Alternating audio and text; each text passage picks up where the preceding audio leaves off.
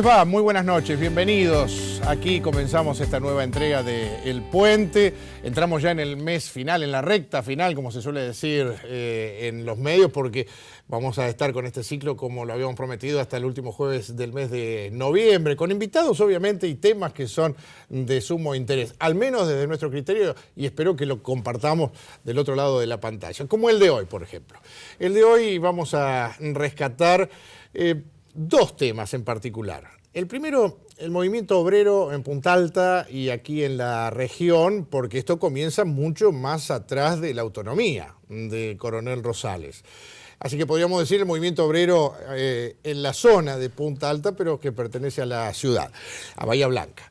Y también vamos a tocar el tema de la inmigración, porque cuando uno habla de inmigrantes suele figurarse casi inmediatamente italianos, españoles, pero en Punta Alta ¿había otro tipo de inmigrantes que no sean estos dos tipos de inmigraciones que tenemos en la ciudad? Bueno, vamos a desasnarnos de todo esto en esta charla que seguramente va a ser amena como todas las del Puente, porque estamos hoy compartiendo el Puente con Ariel Ramírez, profesor en Historia y amigo, por supuesto, de la casa. ¿Cómo estás, Ariel? Gracias por venir antes que nada. Y gracias por invitarme. No, es un lujo, un honor estar en tu programa. Lo he visto y realmente han pasado muy buenas personas, grandes protagonistas de la historia de la ciudad. Uno dice que contra los halagos queda indefenso, así que solamente te digo gracias por estar.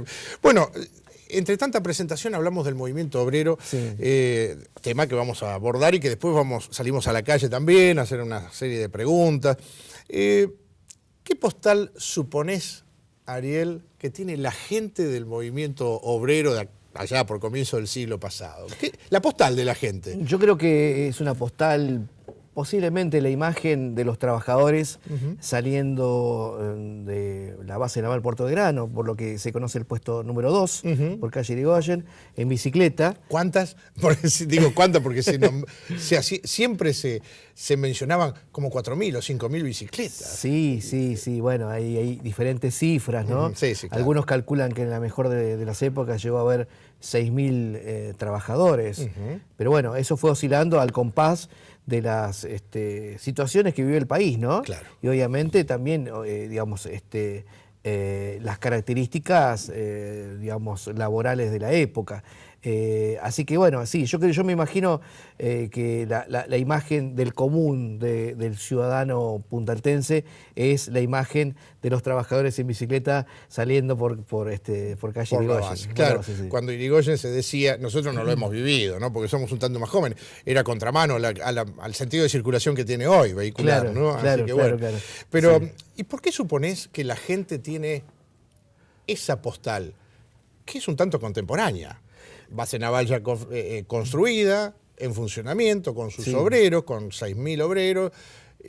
Pero ¿por qué pensás que ahí comienza la serie fotográfica del común de la gente y no antes? Es una muy buena pregunta, ¿no? Muchas veces los testimonios y los testimonios que quedan de la historia, en este caso documentos como la fotografía, son quizás la forma de plasmar en el inconsciente o el consciente, digamos, de la sociedad, la idea de quiénes fueron los trabajadores. Una imagen quizás ascética, sin conflictos, una imagen de los trabajadores quizás pintoresca, pero no mucho más atrás. No recuerdo, digamos, por lo menos en las fuentes estudiadas, que haya sobresalido algún hecho que indique la imagen del trabajador puntaltense antes de esas décadas del 30 al 40, y yo diría que la imagen,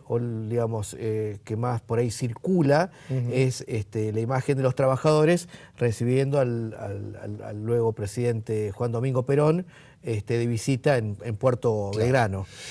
Bueno, estamos hablando de Puerto Belgrano, de Punta Alta, en una época donde sos historiador, investigador, además, sé que te vas al archivo de la Nación a buscar, a hurguetear cosas, y eso realmente habla de tu pasión por el tema, ¿no? Ad honorem.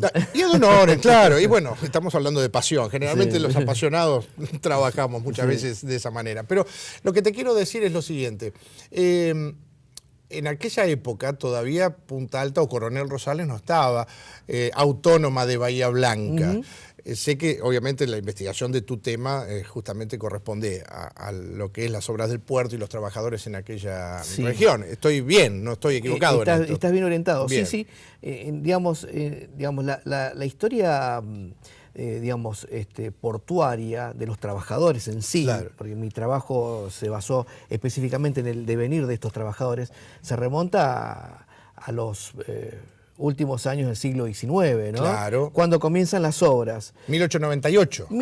Sí, las obras comienzan un año anterior. Se hincó el primer pilote del puerto militar, se decía. En 1896 hay algunos registros ya de trabajadores en el año 1897 en las obras del puerto militar. Sí.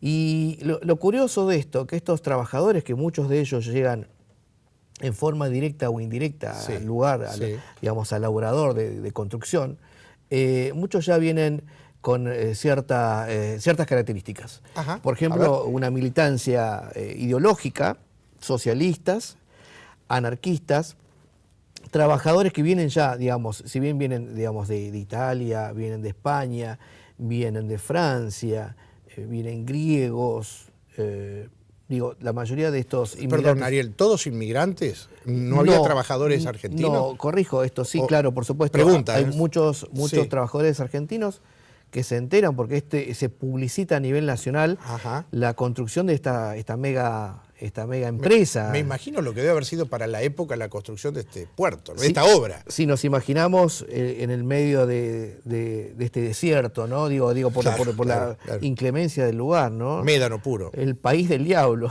Claro, calor, viento. Mira, yo encontré, y no me quiero ir del contalo, tema. tenemos temas. No, aparte tenemos tiempo, dale. Un ingeniero que trabaja para el ingeniero, que digamos, bajo las órdenes del ingeniero Luigi, el famoso ingeniero Vila, cuenta en sus memorias, en una serie de cartas que pude leer, que le cuenta a su madre en Buenos Aires cómo es su situación. Claro.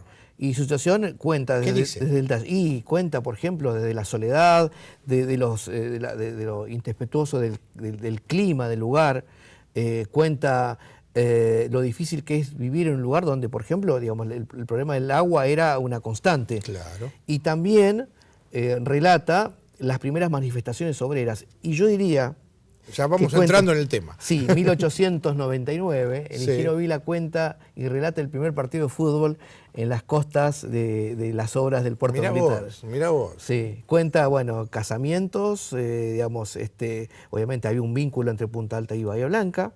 Era muy dificultoso, pero se establecen las relaciones interpersonales y también las romerías, las celebraciones conmemorativas con vínculo italiano. Porque Punta Alta nace precisamente a la sombra de esta obra del puerto militar. Sí, si bien hay algunos pobladores. O hay algunos pobladores previos a esto. Previos a ellos, por supuesto. Tenemos que remontarnos a la Fortaleza Protectora Argentina. Claro. Pero el gran caudal de inmigrantes o trabajadores argentinos, llámese de la zona o de las provincias, hicieron que esta zona se transforme en una suerte de Babel, ¿no? Donde yo me imagino, digamos, lo difícil que sería... Los idiomas de todos ellos, ¿no? Claro. ¿Sí? Yo lo que encuentro en las fuentes, en las documentaciones de época es la gran migración que hay interna. A veces se producen crisis económicas donde se afecta al hecho de las obras en construcción. También se producen situaciones donde a veces hay cesantías. Hay muchos trabajadores que se decían de faena o de fatiga, que eran personas ¿Cómo? De faena o fatiga. Era una clasificación de trabajadores. Las personas eran los trabajadores que no tenían una especialización. Por ejemplo, carpintero o herrero. Dame ejemplos de trabajadores, de profesiones de esa época. ¿Masculinas? ¿Femeninos también había? No he encontrado, pero más, digamos, a partir del 15 ya vemos la mujer, es un tema interesante, la mujer incluida en el trabajo, de las obras, como por ejemplo las lavanderas y las planchadoras. Bien. Sí. ¿Y anteriormente entonces de los hombres? Y por ejemplo, qué sé yo... ¿Dijiste recién de fatiga? Sí, personal de fatiga, sí. O de faena. Los trabajos duros. obrero, me imagino. Claro, eran aquellos que trabajaban picando piedras, los que tenían que trabajar en el agua. Muchos trabajadores tenían que trabajar 12 horas hasta la cintura. Pensemos que había que... ¿Con agua hasta la cintura? Sí. Y eso, evidentemente, a posteriori, en agosto de 1899, si no me equivoco, va a ser una de las causas de la primera huelga que se va a producir. Ya vamos a llegar a... Pero ahí, sí. Te quería contar las especialidades: calafatero, herrero, dijimos carpintero, albañiles con sus diferentes categorías. Todo eso estaba reglamentado en los pliegos de contratación de las obras. O sea, la empresa constructora... ¿Te acordás el nombre de la empresa? Dees y Van Hatten, empresa holandesa. Era un pool de empresas holandesas. Contrataba a esta empresa a los trabajadores. Claro. Y contrató a Luigi. Y que estaba a la orden de Luigi, digamos, era una forma de ingeniero que, digamos, que era el responsable de las obras. Bien. Y la empresa, la famosa holandesa, que le decían en aquel momento, era quien hacía la subcontratación de los obreros. O sea, clasificados, digamos que especializados, o como dijimos, de fatiga o faena. Se me ocurren mil preguntas. Yo no sé si tu investigación habrá llegado hasta tanto, pero se me ocurre, venían inmigrantes a trabajar al puerto militar. ¿Dónde dormían? ¿Dónde vivían? Dormían en carpas, en las dunas. ¿Venían con familia? La mayoría de ellos no, porque no se permitían las obras. Bien. Encontré hace unos años atrás el señor Duralde, el archivo café, archivo histórico de Bahía Blanca. Es un café histórico. Sí, donde, claro. Conocido por otra parte. Totalmente, y le mandamos un saludo. Sí. Me permitió tomar nota de planillas a mano alzada de Luigi de cuadrillas de obreros, con sus respectivos cocineros, capataces, y la mayoría de origen italiano. Bien. ¿Estamos hablando de qué año? Vamos a 1898, 1899. Bien. Para que nos vayamos ubicando, porque el tema es el movimiento obrero aquí en la región, en este caso en particular, en Punta Alta, cuando Punta Alta todavía no estaba autónoma de Bahía Blanca, ¿no? Claro, y yo podría decir, para ser preciso en la cuestión, en este campo de estudio, que no hablamos específicamente de movimiento obrero, podemos hablar de trabajadores. Porque todavía el movimiento no se había generado. En este lugar todavía no se había organizado. Y ya vamos a llegar. Ya vamos a llegar porque en ese año llegan dos grandes difusores de ideas socialistas y anarquistas. Ariel, contame si hay una memoria colectiva de todo esto. De esto que estás contando en esta mesa hoy. Yo podría decir... Casi por segunda vez, porque la primera vez hay un escrito tuyo, de investigación, por supuesto, que te agradezco públicamente que me los hayas No, te agradezco a vos por permitir que esto trascienda, ¿no? Me habías hecho la pregunta si había una memoria colectiva. Una memoria colectiva de esto. Lo que yo podría decirte es que muchas veces, ¿quiénes son los que escriben la historia? A ver. ¿Quiénes son los que recuerdan o de alguna forma mencionan los hechos, digamos, de aquellos sectores que no son protagonistas desde el punto de vista del poder? Las mujeres, los exiliados, los inmigrantes, los trabajadores. Y si uno explica esta cuestión y entiende de que la historia en el pasado, ciertos sectores no estaban o no debían ser visibilizados, de alguna forma nos da la respuesta de por qué no ha trascendido en los años que la historia del movimiento obrero haya tenido las características, o conozcamos las características que estoy intentando esbozar para que se conozcan después de 9 años de investigación. Cuando decís grupos o sectores que no deberían ser visibilizados, ¿te estás refiriendo a estos trabajadores en particular? Al movimiento, a los trabajadores. Que todavía no es movimiento. Todavía no es movimiento. Son trabajadores. Sí, claro, porque, a ver, los sectores hegemónicos muchas veces, digamos, para decirlo en forma llana, claro. Un trabajador por ahí no merecía tener historia, posiblemente, ¿no?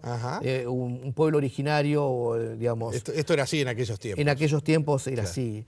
Recién a partir del año 1933, en una revista que se llama Revista Punta Alta, encuentro ciertas semblanzas de cómo estaban constituidos algunos sindicatos puntaltenses. Algunos sindicatos puntaltenses. Bien, que ya vamos a llegar. Sí, pero fue muy poco lo que a través de los libros de actas, libros conmemorativos, revistas o la misma prensa Vos me decís que estaban trabajando en la uno hoy por hoy ve esas obras, ve los diques de Carena, la profundidad, y vos me decís, trabajaban a destajo con agua hasta la cintura. ¿Cuántas horas? 12 horas. 12 horas. Sí, las primeras demandas... No digamos que todos en esas condiciones, pero no, muchos. pero gran parte de los cientos de trabajadores demandan en las primeras huelgas y las primeras manifestaciones, claro. En algunas donde incluso gracias a la intervención de algunos líderes sindicales de Bahía Blanca, sí, frenaron que no haya violencia, ajá, entre el Estado y los bien trabajadores. Ariel, se me ocurre preguntarte porque, bueno, en definitiva, para aquella zona, hoy Punta Alta, estos fueron, junto a los primeros pobladores, que ya vos me decís que estaban arraigados en ese sector, ubicados, estos trabajadores, luego formaron sus viviendas, primero en carpa, como decís vos, sí, llegaron solos. Luego estos trabajadores seguramente, se me ocurre, han traído a su familia, han hecho sus pequeñas casas. Esto formó, este grupo de trabajadores contribuyó, a ver que se me entienda bien la pregunta, a formar la identidad de lo que luego sería la población. ¿Qué pensás como historiador e investigador? Tiene muchas respuestas esa pregunta. Primera, te decía que había una alta movilidad de los trabajadores. Muchos de ellos volvieron a su país, Europa. Ajá. ¿No soportaron?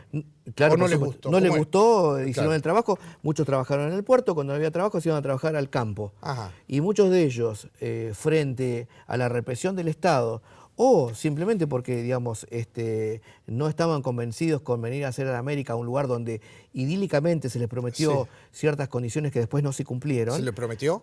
Se les prometió, claro, por supuesto. ¿Quién? De hecho, por ejemplo, hubo una inmigración en Bahía Blanca, hubo una inmigración directa entre el año 1911 y 1912, y donde una remesa, según reza la prensa, de época, una remesa de trabajadores, digamos, fue llevada a trabajar en la construcción del segundo dique de Carena. Ajá. Y muchos de ellos, bueno, ante el maltrato de la empresa Whitman Dickerhoff and Smith, H. Smith, bueno, optaron por irse del obrador por el maltrato muy parecido al sistema de la Forestal. ¿Recordás el tema de la Forestal? Sí, sí, sí. Empresa inglesa que tenía su propia proveeduría, les vendía alcohol a los obreros, les pagaba muy poco dinero y todo terminó en un circuito, digamos, claro, vicioso, donde el trabajador se encontraba entrampado y no podía progresar. Estos trabajadores optaron por irse del obrador y es un hecho que se conoce. Creo que es la primera vez que lo cuento. Creo que estamos, bueno, bien y agradecidos porque es parte de la historia, claro. Esta historia que recién comienza en tu relato, ¿no? Sí. De este tipo de obras. Nosotros salimos a la calle, Ariel, a preguntar si sabía algo de la historia del movimiento obrero o de los trabajadores de Punta Alta en esto que estamos hablando. ¿Vamos a escuchar juntos la respuesta? Me gustaría mucho. Ahí estamos, vamos. La verdad que no se complica saber sobre los trabajadores de Punta Alta, porque no creo que haya mucha información tampoco como para saberla. No hay una información, me parece, al acceso de todo puntaltense. Nada, del siglo pasado. Sí, algo, más o menos, pero no mucho. No, yo soy nuevo, no conozco nada. O sea, acabo de llegar recién por eso. No. Antes había como 5.000 personas, es verdad. Todos andaban en bicicleta. Después ya cuando se fueron, todos, no quedó nadie. No somos de acá nosotros, somos de Deró. No somos de acá. Están estudiando mis hijos acá y juegan al rugby. No. Nada. Y no, ahora no me acuerdo. No me acuerdo mucho. No sé, no tengo idea. No tengo idea, no. Del siglo pasado. Lo que pasa es que el siglo pasado es... No hace mucho, hace 120 y pico de años. Y sí, los trabajadores trabajaban demasiado, en aquel momento tenían las 8 horas, que hoy tenemos afortunadamente, y que crearon lo que es nuestra ciudad, Punta Alta, a través del trabajo. El ferrocarril mira para atrás de Punta Alta, no para el frente de Punta Alta. No tengo ni idea. Me estás preguntando algo de cuando yo no nací.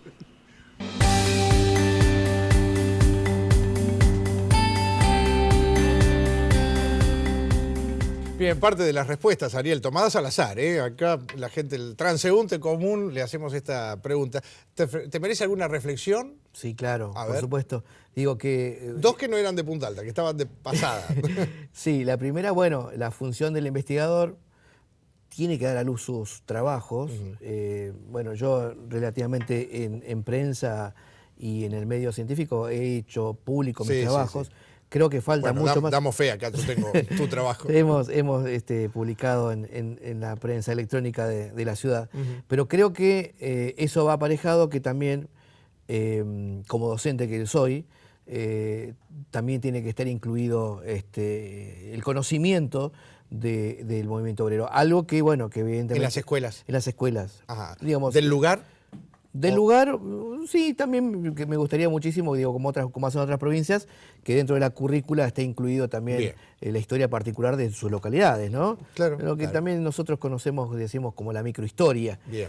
Pero bueno, ese es un trabajo que seguramente en algún momento, Dios mediante, a través de algún libro pueda ser plasmado, después de tantos años de trabajo. Ojalá. Quería contestarte rápidamente que quedó trunca la pregunta. Muchos de los trabajadores... Claro, cuando yo te pregunté si se volvían. Sí, claro, y otros se quedaron. Ajá. Otros se quedaron y, por ejemplo, en Villar reza, por ejemplo, una de las publicaciones locales, digamos, le decían el barrio de los obreros. Y hay constancia de que muchos trabajadores, en forma dispersa... Bueno, por allí pasaba el tren también, ¿no? Por allí pasaba el tren, claro, por supuesto. Todo lo que era vías férreas va a ser el nodo de comunicación para que la expansión de estas ideas socialistas, anarquistas, sindicalistas revolucionarias sean un foco digamos, de donde el ideal que, digamos, se plasma sea difundido por otras regiones. Claro. Entonces, para responder a la pregunta, muchos se quedaron en Punta Alta. Si uno ve, por ejemplo... los libros de actas de ingreso al Arsenal Naval Puerto Verano, a la base naval Puerto Verano, muchos apellidos que uno ve ahí son apellidos que son tradicionales de la ciudad de Punta Alta. Claro. ¿No? Villaria es más antiguo que Punta Alta. Tiene algunas características muy importantes para ser analizados. Bajondo también tiene una antigüedad y merece también un estudio muy pormenorizado por la cooperativa que tenía cerealera, si no me equivoco, y además por el movimiento agrario que aparejado a las vías férreas hizo de que la localidad esté, digamos, en un continuo devenir con el puerto de Arroyo Pareja. Estoy hablando de lo que se exportaba, ¿no es cierto? Exacto, que era a bolsa. A bolsa, era granel, a bolsa. ¿no? Los bolseros. Los bolseros. Los bolseros es otra de las categorías, pero había dos tipos de bolseros, por ejemplo, el bolsero portuario, digamos, en el puerto, y el bolsero que era agrario, y que ese bolsero, y también lo quiero mencionar, Punta Alta tuvo una gran particularidad, digamos, cuando ya se conforma la sindicalización de los trabajadores, muchos de esos líderes van a difundir las ideas en las zonas agrarias donde se va a producir un ciclo de huelgas y evidentemente de represión. Estoy hablando del sur de la provincia de Buenos Aires, provincia de La Pampa, parte de Córdoba, Santa Fe, y muchos de estos dirigentes que fueron los que conformaron o de alguna forma hilvanaron el sindicalismo portuario entre Punta Alta y Bahía Blanca, van a también expandir esas ideas y van a defender a los trabajadores en lugares donde realmente el poder hegemónico cometió graves crímenes contra los trabajadores. Vamos a la pausa, Ariel, y volvemos y comenzamos con el tema de los armados de los sindicatos en la zona. Bueno, cómo no. Ya volvemos en el puente compartiéndolo hoy con el profesor de historia o en historia, Ariel Ramírez.